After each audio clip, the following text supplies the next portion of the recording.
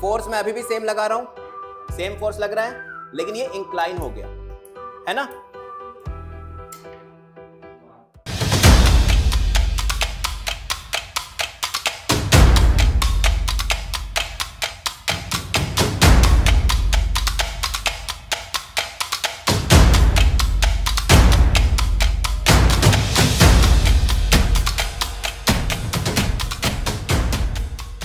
लेकिन हमारी प्रॉब्लम थी कि हमने यहाँ पर cos थीटा क्यों ले रखा है, थीटा की जरूरत हमें पड़ी ही क्यों। फॉर एग्जाम्पल ये एक प्लेन सरफेस है, अब अगर मैं इस पे फोर्स लगा रहा हूं, अब इस पेन से सपोज मैं ऐसे करके अगर छोड़ूंगा तो हर बार इक्वल फोर्स लगेगा, इसलिए मैंने ये पेन चूज किया है ताकि हर बार इक्वल फोर्स लगे।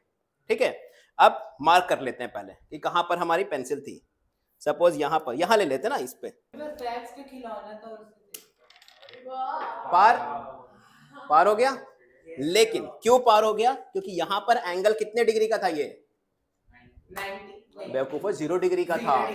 एंगल कितने डिग्री का था, यानी हमने अभी जो एक्सपेरिमेंट किया, हमने पहला जो एक्सपेरिमेंट किया फर्स्ट वाला, इसमें एंगल कितना लिया, 0 डिग्री का, लेकिन जो हमारा ऑब्जेक्ट था वो उसकी डिस्टेंस लगभग पूरी क्रॉस हो गई।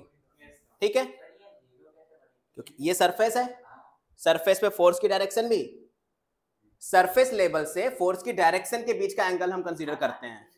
हाँ, ये मान लो सरफेस है और फोर्स की डायरेक्शन भी इधर ही थी, तो दोनों के बीच में कितने डिग्री का एंगल बना, 0 डिग्री का एंगल। डिस्प्लेसमेंट मैं अभी कंसीडर नहीं कर रहा हूं। लेकिन अगर इसी के अलावा मैं इसको उल्टा कर दूं और थोड़ा सा इंक्लाइन कर दूं, अब ये इंक्लाइन हो गया ना इंक्लाइन। अब अगर मैं ठीक इसको यहीं पर रखूं जहां पर ये था, ठीक है, अब ये और तेज जाना चाहिए। देखते हैं, थोड़ा सा यहाँ सरफेस रफ है, बस मैं इधर कर लूं थोड़ा सा,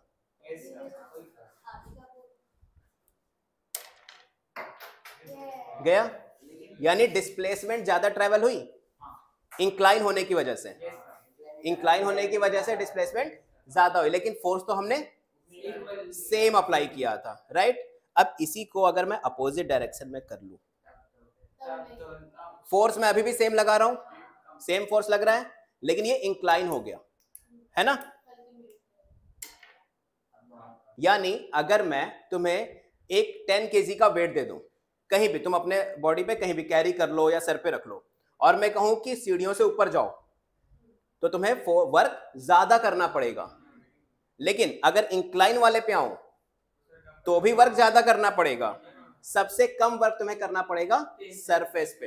ये चीज समझ में आई। एंगल्स की जरूरत क्यों पड़ी, एंगल्स की जरूरत हमें इसलिए पड़ी क्योंकि हर सरफेस पे, चाहे वो प्लेन सरफेस हो या इंक्लाइन हो, इन केसेस में वर्क डन ज्यादा और कम हो जाता है, स्टिल अगर हम सेम फोर्स अप्लाई करें तो जैसे हमने अभी एक्सपेरिमेंट में देखा।